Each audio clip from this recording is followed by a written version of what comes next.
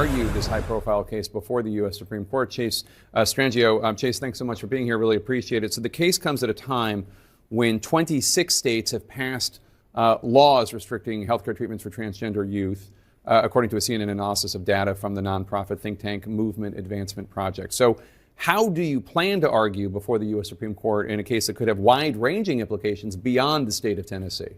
Well, thank you for having me, Jake. And obviously, this is a critical inflection point for transgender people across the country. We're coming off of an election season where transgender people played an outside role in people's consciousness in terms of the way in which we were situated as a threat to others. And when we look at the map of states that ban this type of evidence-based healthcare, we went from 0 states that had these bans in 2020 to now more than half the country. So before the court tomorrow, the question is really a simple one as I see it. This is a law that bans medical treatment only when it is prescribed inconsistent with an individual's sex. Our argument is that treats people differently because of their sex, and therefore the court has to treat it like all other forms of sex discrimination, and that's why it's unconstitutional. So attorneys representing the state of Tennessee told the U.S. Supreme Court, quote, if the government's theory holds, men who identify as women could claim constitutionally based access to women's bathrooms, women's locker rooms, and women's sports. Accepting that theory would perversely erode women's rights and jeopardize landmark statutes protecting women's equal access to schools, winners' podiums, and beyond. What's your response to that?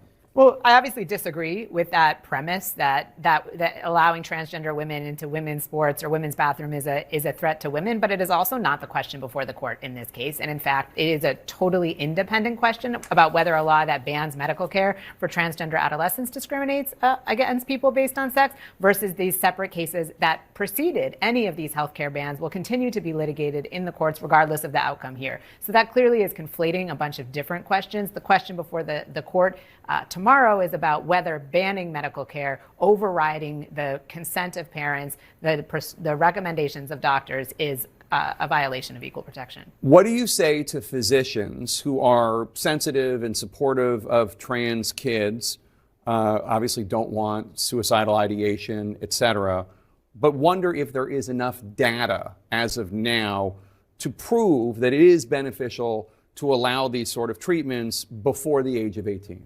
So I would say 3 things. And the first is we have decades of both clinical experience and research data showing that this is medical treatment that provides critical benefits to adolescents who need it. And so this is not new. This is not new medication. And so we have that information. We have long-term studies that track people for 5-6 years. The Supreme Court this week heard arguments in an FDA case in which the FDA referred to long-term as being 6 months of follow-up. Here we have years of follow-up. And so that's the first thing. And then the second thing I would say is nobody has to provide this medication to adolescents. These are not doctors being forced to provide this medication. These are doctors who are wanting to treat their patients in the best way that they know how based on the best available evidence to us. And these are young people who may have known since they were 2 years old exactly who they are, who suffered for 6-7 years before they had any relief. And what's happening here, it's not the kids who are consenting to this treatment, it's the parents who are consenting to the treatment. And as a parent, I would say when our children are suffering, we are suffering. And these are parents who love their children, who are listening to the advice of their doctors, of the mainstream medical community, and doing what's right for their kids, and the state of Tennessee has displaced their judgment.